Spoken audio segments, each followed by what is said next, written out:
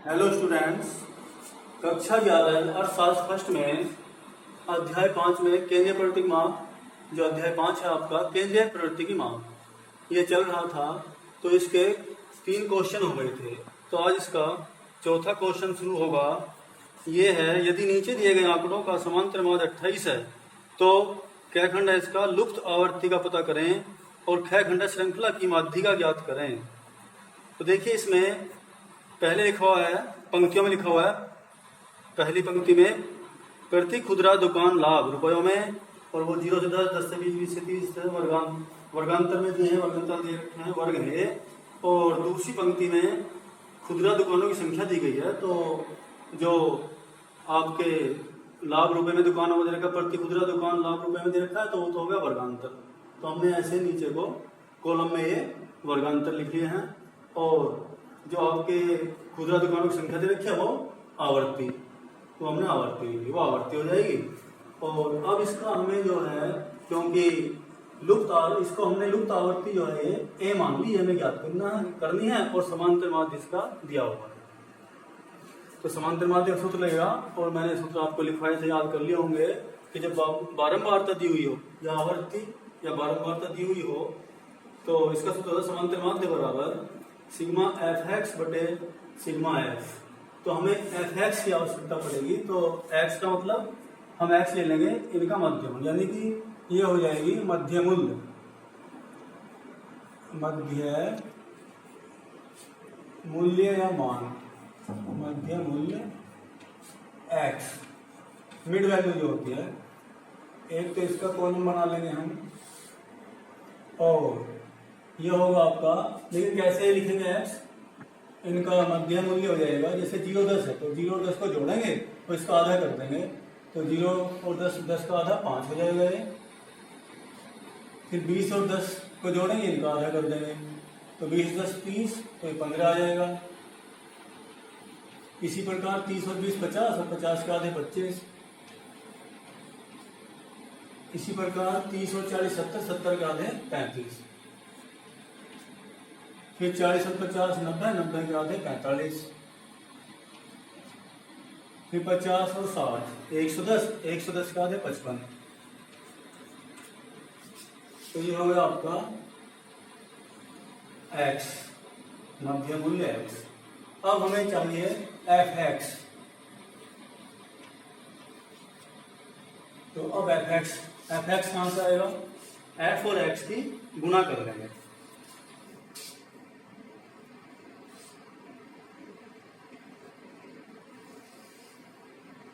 तो ये हो जाएगा आपका एफ एक्स आ जाएगा। तो देखिए, जब एफ और एक्स की गुणा करेंगे तो 12 5 की 12 पंजे 60 आ जाएगा। फिर 18 की और 15 गुणा करेंगे तो 15 8 120 की 0 हाँ जी 12, 15 1 15 और 12 27,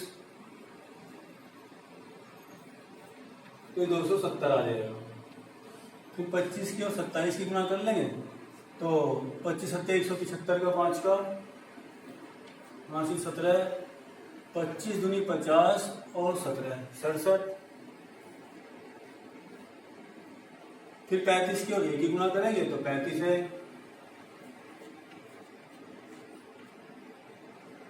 फिर 45 की और 17 की गुणा करेंगे तो 17 पंजे 85 का 5 का 8, 17 चौका 68 और 8 76।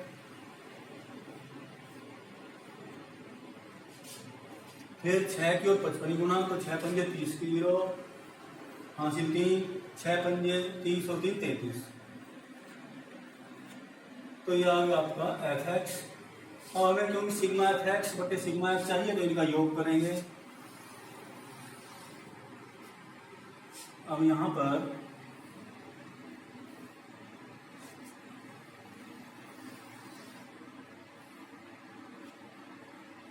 योग कर देंगे उनका, तो देखिए सिग्मा एफ यानी कि 12 आवर्तियों का योग, तो ये हो जाएगा 2 और 8 10, 7 17 और 7 24 और 6 30। यहाँ लिख देंगे सिग्मा एफ।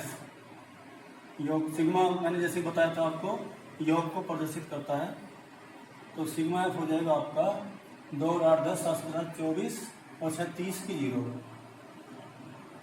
हासिल 3 3 और 1 हासिल 3 और 1 4 और 1 5 और 2 7 और 1 8।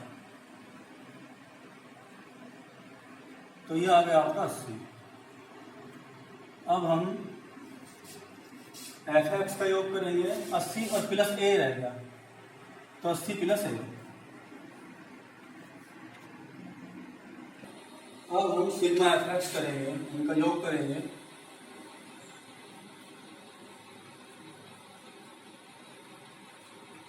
इनको जोड़ लेंगे 0 5 और 5 10 की 0 हासिल है 6 और 1 7 और 7 14 और 7 21 और 6 27 और 3 30 की 0 हासिल 3 3 और 2 5 और 6 11 और 7 18 और 3 21 प्लस 35 है।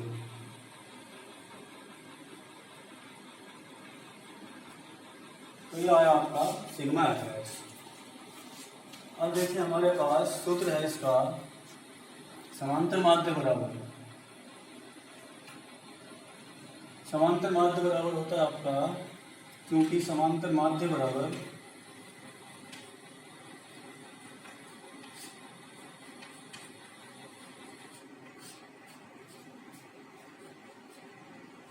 सिग्मा एफ एक्स बटे सिग्मा एफ। और इसलिए अब देखिए समांतर माध्य क्योंकि दिया हुआ है 28, तो इसकी जगह 28 लिख देंगे और सिग्मा एफ एक्स आ गया आपका 2100 प्लस 35 है।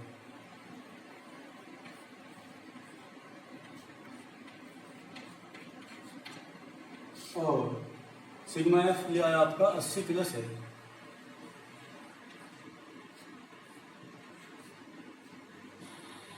अब इससे हम ए का मान ज्ञात कर लेंगे। अब देखिए इसलिए ये आ जाएगा, हम इसकी क्रॉस गुणा करेंगे 2100 प्लस 35 है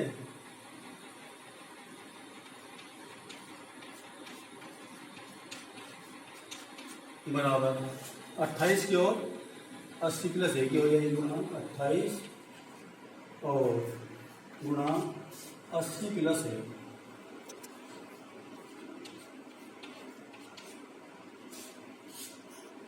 तो इससे हमें क्या प्राप्त होगा, 2100 तो ऐसे रहेगा प्लस 35 से ऐसे रहेगा। अब 28 की और 80 गुना करेंगे और फिर 28 के ए में भी गुना करेंगे तो ये हो जाएगा, तो 0 आ जाएगी और 8 8 64 का 4 का हासिल 6 8 दूनी 16 और 6 22। फिर 28 के में करेंगे तो 28 से आ जाएगा। ठीक है। अब देखिए अब हमें क्या प्राप्त होगा इससे, अब हमें जो है इससे हम ऐसा करेंगे कि 28 से को इधर ले आएंगे, 35 से ये 28 से इधर आके माइनस के हो जाएंगे बराबर 2240 और ये 2100 उधर माइनस में जाएंगे दूसरे पक्ष में।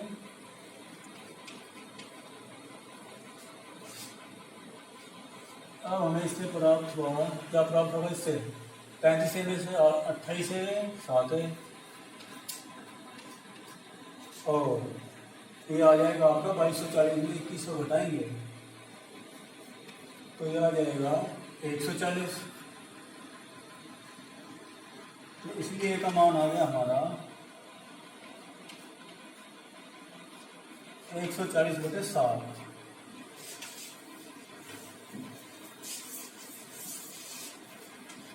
अब इसमें 7 दूनी 14 और 7 0 0 तो का मान 20 आ गया। अब देखिए इसी क्वेश्चन का खंड आपका, उसमें मध्य का ज्ञात करना है तो ये तो सेम रहेंगे। और अब हम इसका एक कॉलम जो है संचयी बारंबारता का और बना लेंगे इसमें।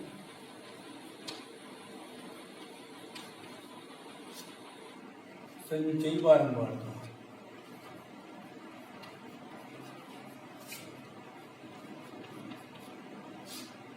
इसको सी से प्रदर्शित करते हैं।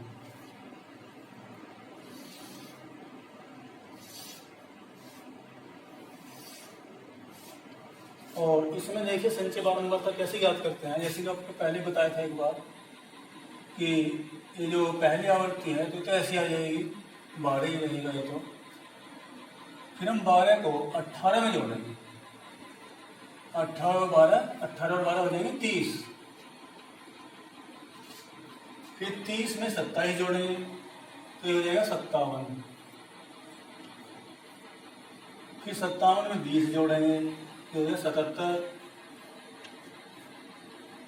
और फिर 77 में हम 17 जोड़ेंगे तो 77 और 87 और 7 94 हो जाएगा। और फिर 94 में हम 6 जोड़ेंगे तो ये 100 हो जाएगा। अब देखिए इसमें अब हम क्या करते हैं, इनका योग कर लेंगे, बारंबारताओं का योग करेंगे।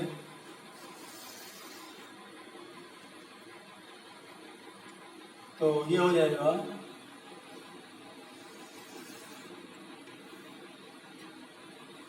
और इसमें हम तो इसको जोड़ेंगे होगा आपका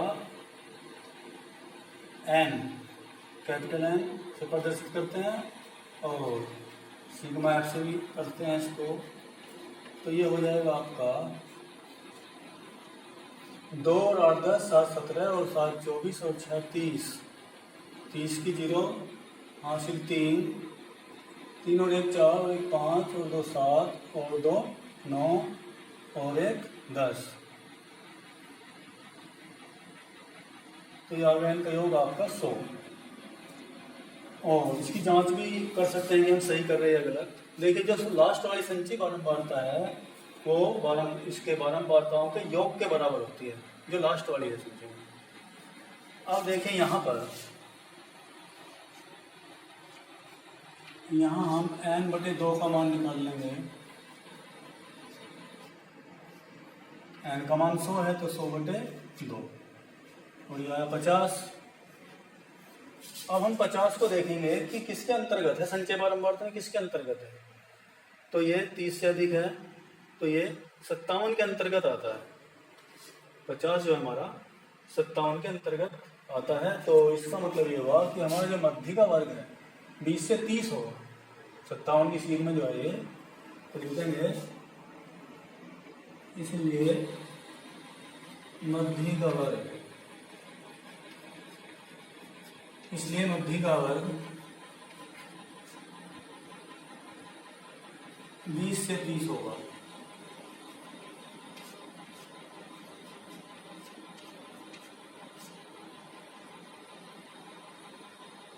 अब इसमें अब हम इसका सूत्र लगाएंगे, उसमें मान रखेंगे।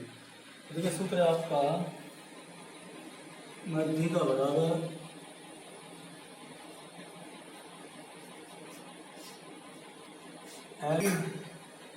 L1 प्लस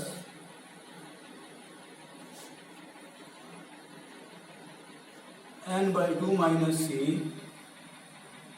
अपॉन f बटे में f गुना i। ये आपका सूत्र होता है। अब इसमें मान रखेंगे। देखिए L1 क्या होगा, L1 जो आपका मध्य का वर्ग है उसकी निम्न सीमा होगी यानी कि 20 होगा।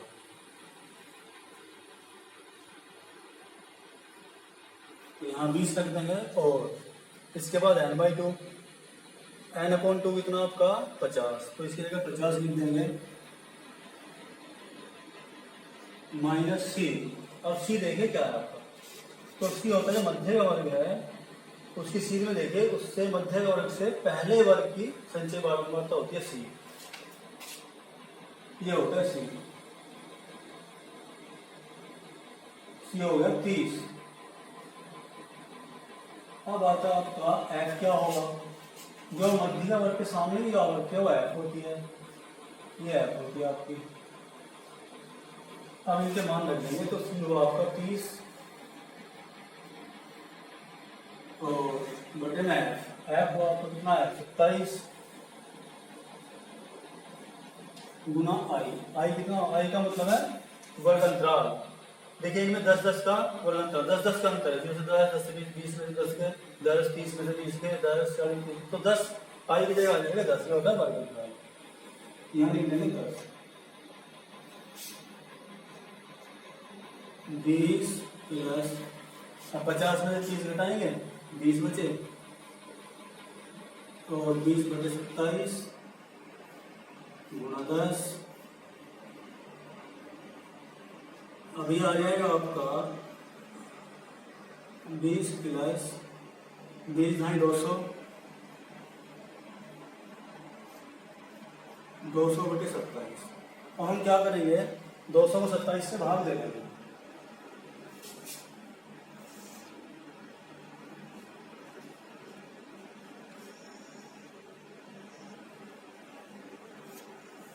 तो 27। अब देखिए मान जो है ये 2 सत्ते 14, 2 अट्ठे 16, 8 से 4 कर सकते हैं, 8 सत्ते 56 का 5 8 से 5 ज़्यादा हो जाएगा, सत्ते में चलेगी।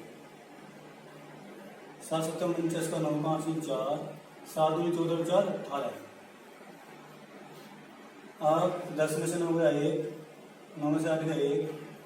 अब हम क्या काम करेंगे कि आगे उतारने के लिए कुछ है नहीं, तो हम दशमलव लगा के 1 0 उतार लेंगे और ये चलेगी आपकी कितनी, अब ये आपकी ये मान 2 पंचे 10, 2 चौक 8, तो चौके पे चल सकती है, चौके पे चलेगी 108। अब 2 बचे, अब 0 लगाएंगे नहीं चलिए फिर लगा दो 0 और इस प्रकार से 1 0 उतार लेंगे तो फिर ये सत्ते पे ही चलेगी।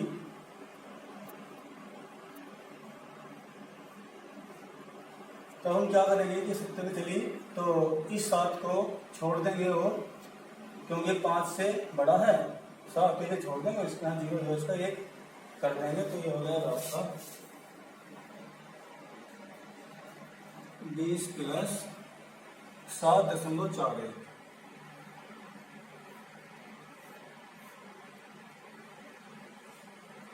तो इसका मान आ गया 20 27 27.41। तो ये क्वेश्चन 4 आपका कंप्लीट हो गया। आशा करता हूँ समझ में आ गया होगा और इससे आगे फिर कराएंगे।